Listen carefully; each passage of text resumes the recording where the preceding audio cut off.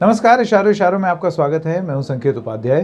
तो मनीष सिसोदिया की क्वेश्चनिंग चल रही है सीबीआई द्वारा। ये क्वेश्चनिंग है आबकारी घोटाले को लेकर के, जिसको आम आदमी पार्टी का ये कहना है कि वो कट्टर ईमानदार हैं और इसमें कोई बेईमानी नहीं है, इसमें कोई भ्रष्टाचार नहीं है और इस वजह से ये पूरा ड्रामा चल रहा है। भारतीय जनता पार्टी जो है वो गुजरात चुनाव में आम आदमी पार्टी की बढ़ती हुई लोकप्रियता को देख करके बौखला गई है और इस वजह से ये सारे कदम उठाए जा रहे हैं बीजेपी द्वारा। उनका ये कहना है कि सीबीआई का जितना एक्शन है वो राजनीतिक रूप से प्रेरित है, जिस वजह से ये सब चीज़ें हो रही हैं। बीजेपी ने पलटवार किया है। उन्होंने कहा है कि ये जश्न बेईमानी है, जश्न भ्रष्टाचार है।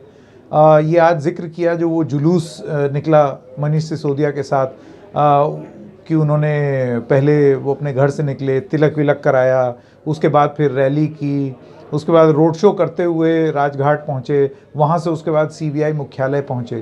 तो इस पर बीजेपी का ये कहना है कि जश्न भ्रष्टाचार है, क्योंकि ये कट्टर ईमानदार नहीं, कट्टर बेईमान पार्टी है।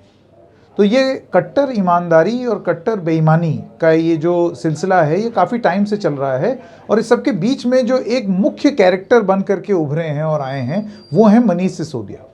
तो पहले जिस आदमी के नाम पर ये बात बताई जा रही थी कि हो सकता है ये भ्रष्ट हो, धीरे धीरे करके सीबीआई का पूरा केस बिल्डअप हो रहा था और इस दिशा में लोग आगे बढ़ रहे थे कि भाई यहाँ आकर के गाज गिरेगी या यहाँ आकर के मामला रुकेगा। तो उस पर अब ऐसे लगता है कि एक तरीके का पलटवार, एक वार हुआ और उस पर एक पलटवार हुआ है राजनीतिक रूप से आम आदमी पार्टी द्वारा। आप नोटिस कीजिए कि बहुत महीने पहले, अभी भी नहीं, मतलब ये चीज़ बहुत पहले से इस रणनीति पर काम करना आम आदमी पार्टी ने शुरू कर दिया। और वो रणनीति क्या थी? वो ये थी कि किसी भी तरीके से शहीद बना दें मनीष सिसोदिया को, वो राजनीतिक रूप से एक शहीद का दर्जा दे दिया जाए उनको, कि वो शहादत जो है वो कबूल हो राजनीतिक रूप से और सत्ता का रास्ता निकले गुजरात में।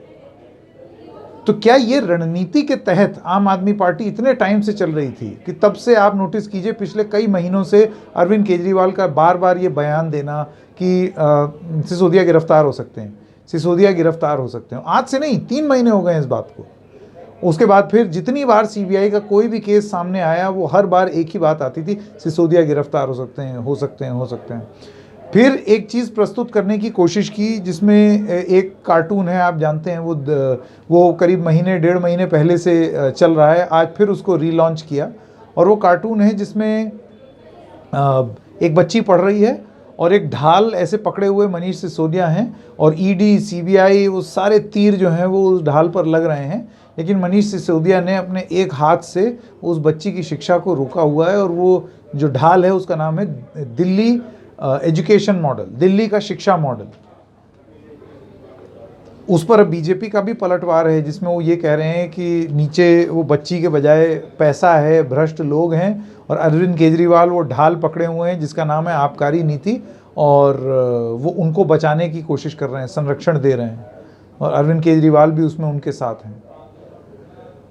तो सच क्या है? देखिए, वो तो जांच एजेंसी जो करेगी, जांच एजेंसी पर भी तमाम सवाल उठ रहे हैं कि जब कोई जांच एजेंसी किसी बीजेपी वाले नेता या किसी और नेता पर अगर इंक्वायरी कर रही होती है और अगर वो नेता बीजेपी ज्वाइन कर लेता है तो उसके बाद एकदम से सारी चीज़ें जो हैं वो ख़त्म हो जाती हैं, सारे चार्जेस ख़त्म हो जाते हैं। और इसमें आप जानते हैं तमाम ऐसे केसेस हैं, शुभेंदु अधिकारी है, हेमंत बिस्व शर्मा, इन सब का हवाला आम आदमी पार्टी दे रही है। लेकिन अगर कोई विपक्ष का नेता हो तो उसके खिलाफ कार्रवाई होती रहती है। पर इन सब के तो बीजेपी ने जो कार्टून बनाया है उसमें उन्होंने यही दिखाया कि वो संरक्षण दे रहे हैं, बचा रहे हैं। अब एजेंसी क्या काम करेगी वो तो अपनी जगह है, लेकिन इस एजेंसी की जांच और इस पूरी प्रक्रिया में, जैसे बीजेपी अक्सर कहती है, कोरोना के संदर्भ में प्रधानमंत्री कहते थे, लेकिन क्या राजनीतिक संदर्भ में आम आदमी पार्टी ने एक आपदा में अवसर ढूंढा है अपने लिए? आपदा क्या है? आबकारी नीति पर जांच। अवसर क्या है कि आपने उसको लेकर के एक ऐसा माहौल बनाया है कि आप जगह जगह जा करके उसके बारे में बात कर रहे हैं।